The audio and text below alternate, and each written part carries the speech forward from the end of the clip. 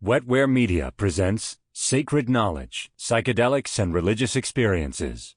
Written by William A. Richards and narrated by River Kanoff. Copyright 2016 by William A. Richards. This recording is copyright 2017 by Wetware Media. For more information about Wetware Media and to browse our catalog of audiobook titles, please visit wetwaremedia.com. That's WETWAREMEDIA.com. Note to the listener. The information provided in this book is for educational, historical, and cultural interest only, and should not be construed as advocacy for the current use of psychedelic substances under any circumstances outside settings where their use is legally sanctioned, such as for legal scientific research. Neither the author nor the publisher assumes any responsibility for physical, psychological, legal, or other consequences arising from the use of these substances. Foreword by G. William Barnard. The book that you are about to hear is a treasure. But before I describe what awaits you within this text, I want to say a few words about the book's author, Bill Richards, a crucially important figure in the tradition of psychedelic researchers and therapists. I vividly remember the first time that I had the good fortune to meet Dr. Richards, when he came to visit me in Dallas a few years ago on his way to South Texas. When I went to pick him up at the DFW airport, I knew the bare basics about his background, but I didn't know what he looked like. So, as I was scanning the people who were streaming into the baggage claim area to pick up their luggage, I wondered how I would ever recognize him. I shouldn't have worried. It was immediately clear to me. That's him. The tall man with a shock of white hair and glasses who was standing there with a huge elfin grin on his face and almost literal twinkles in his eyes. The man who clearly was enjoying every moment of that crowded, noisy baggage claim area. I immediately knew that we were going to hit it off. I wasn't mistaken. Dr. Richards is that rare example of a scientifically rigorous, tremendously learned intellectual who, nonetheless, is genuinely lit up from within.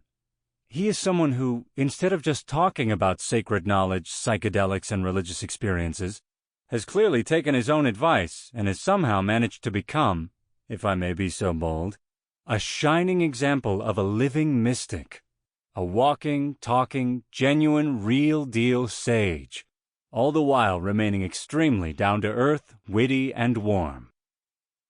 As you begin listening to Sacred Knowledge, I'm sure that it will quickly become clear that the author is someone who has mulled over a whole host of complex and profound issues for quite a long time, and has something to say that he believes is deeply worthwhile. This book is not only extremely timely and relevant, it also addresses, with seemingly effortless ease, many of the subtler metaphysical implications of psychedelics. That is, it doesn't just deal with the enormous therapeutic potential of these substances, but also their tremendous spiritual potential as well. These aren't topics that are easy to address, but with his lucid prose, his gentle, self-effacing humor, and his distinctive voice, genial yet learned, heartfelt yet straightforward, Dr. Richards makes articulating such difficult topics look easy. As an elder of the psychedelic movement, Dr. Richards offers his readers something precious, his own decades-long, deeply hands-on experience with psychedelic research. He was there during the early 1960s, a time in which he, along with numerous friends and colleagues, first began, with enormous hope and optimism, to research the potential psychological and spiritual benefits of psychedelics. Dr. Richards was a close friend with Walter Pahnke, the lead researcher for the famous Good Friday experiment that took place on April 20th, 1962, in Boston University's Marsh Chapel, when 20 students from the Andover Newton Theological School took part in a double-blind study that was designed to ascertain whether psilocybin could reliably induce mystical experiences.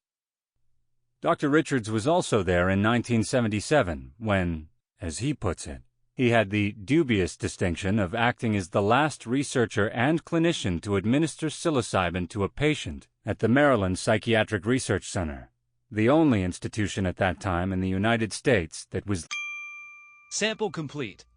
Ready to continue?